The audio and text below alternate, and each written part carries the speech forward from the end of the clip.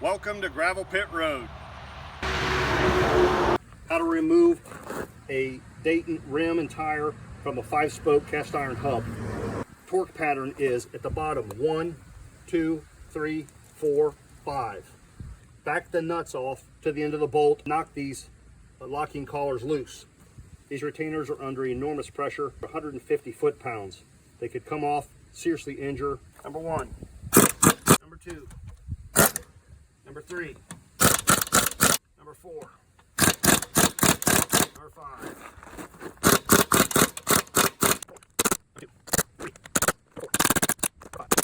Give them a love tap.